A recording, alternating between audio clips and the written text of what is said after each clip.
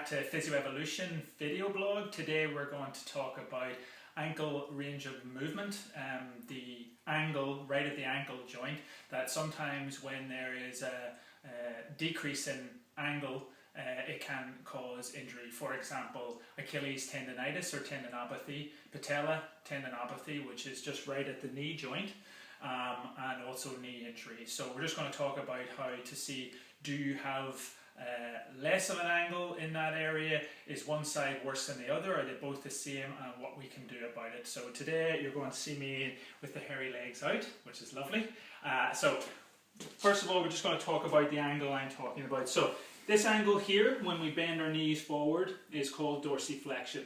And this angle is very important for running, squatting, walking up and down the stairs. Okay, when you have a reduction in that angle, then you're more likely to increase your injuries. Okay, so for example, when you have somebody squatting and they're squatting down, you can tell that they have short, or that they have less in that ankle range when their toes start to turn out into that position, and that means they're missing a bit of range. Okay, a nice way to find is there one side worse than the other, left or right, or are you a bit less in both, is to do what's called a knee to wall exam. And you can do that quite simply. So if we just head over to the wall here, best way to do this is, I have a little skirting board here, but better to do it where the wall is just flat.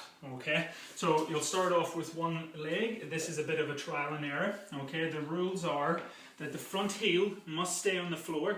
Okay, and you're going to try to touch your knee off the wall. And if you can touch your knee off the wall while keeping your heel on the floor, then we're going to slide a little bit back, and we're going to go again, and we're going to slide a little bit back, and at that stage I can't keep that heel on the floor.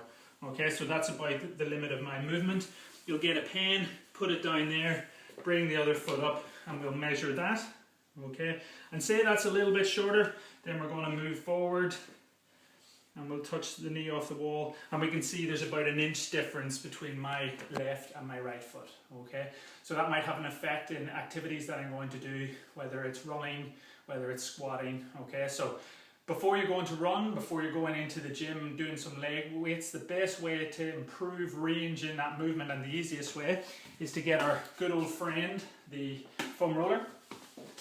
Literally going to spend 2 minutes each side. Okay, just working in, finding those tender spots, just rolling through. That's a sore spot there. Just rolling, holding through, generally about 2 or 3 minutes, and then we're going to switch sides, and we'll continue to do that for 2 or 3 minutes. And at that point, you'll probably come back up to the wall. You can retest if you want to, and you'll see you'll have just that little bit more, and you're ready to do that activity. Afterwards, it's better to do maybe a stretch. We can do the calf stretch, which again is quite simple. The back leg, the right leg is the leg we're stretching, heel on the ground, and you should feel a nice comfortable stretch. No pain, discomfort down the back of that leg, and you have to hold for about a minimum of a minute, and you're going to do that 3 times each side. Okay, so that's just a way to improve that ankle range of movement to get you prepared to do the activity you're going to do, which in turn will hopefully reduce any injuries. And if your one side is different from the other, if your left has less movement than the right, then you got to work on that left to get them both level. Okay, obviously if you have a previous ankle injury, then that might have an effect, and you probably want to go and see your chartered physiotherapist. Thanks very much. Talk to you soon.